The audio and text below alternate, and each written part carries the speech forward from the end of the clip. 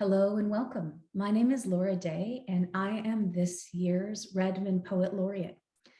The purpose of this video is to invite folks from the community to try out my very first writing prompt. I designed this prompt with the intent to invite everyone in the community to use poetry to notice the land and season. I'm using the metaphor of planting seeds because this is my first poetic engagement and it's going to occur in April. I love the metaphor of the way that the earth accepts seeds and it invites the possibility of nourishment and the cycle of growth. So I'm using that metaphor, that comparison of two things, in my very first poetry prompt. Everyone is welcome to participate. You can write in any way you like to this prompt. You could create a poem, or if you prefer, you could create a journal entry. You can record your ideas or you can write them down. It's totally welcoming for all ages and any person. I also want to invite folks to write in any language they like. So here's the big idea.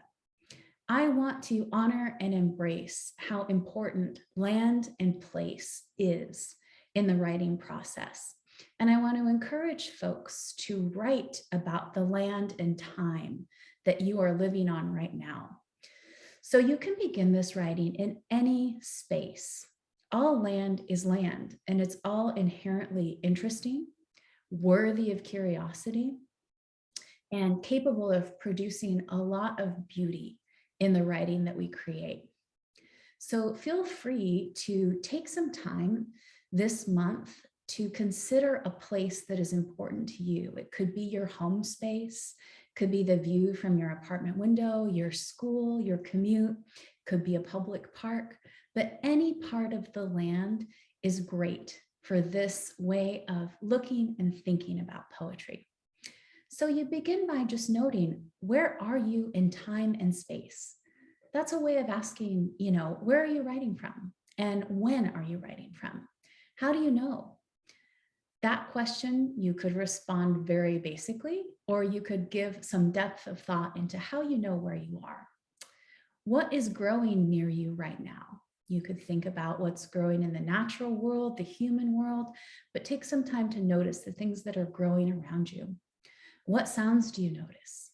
So these questions will get you oriented in your space and begin your writing. Then we go on to something that I hope folks will enjoy. This is what I think of as a pick your own adventure poem.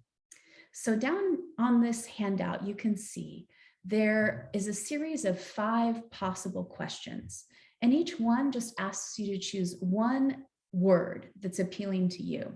So in these circles, I would invite you to pick any of these words that are interesting, catch your eye, maybe are your favorites. For example, the first one asks you spring or frost or May. Now, if I were doing this, I might choose May because that will be the month coming soon. You can choose any of these words you like. This will lead into how you prompt your writing. So I'll show you on this next part of the handout. Based on your responses, you're going to get a different prompt for each one. And you can answer these prompts to create your poem. Now, your poem could consist of words or phrases or sentences. You can really write in any way you like. But here's an example of how this might work. Let's say for the first prompt, you chose frost. Well, then you can see your prompt's going to ask you to begin with a description of the weather.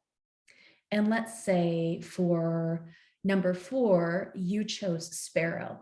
Well, then at that point in your poem, I'm going to ask you to add your sun somewhere or somehow. There are no right or wrong answers, but this is a fun way to think about all the ways that you observe and how that can go into writing to create a beautiful piece. Once you've completed this, you can have it look any way you like. Some folks like to add art and decorate. Some folks like to use it as a journal prompt. However you use this is worthy and interesting, and it'll be exciting to see how different community members create their poems. If you like a little more depth, I've also provided this reflection and elaboration.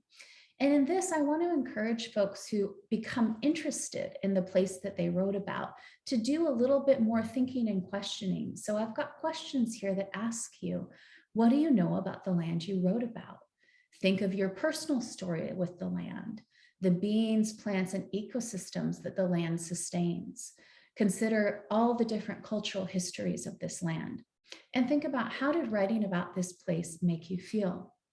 It's my hope that this will be a wonderful first engagement for folks to enjoy poetry and enjoy the land that they are on.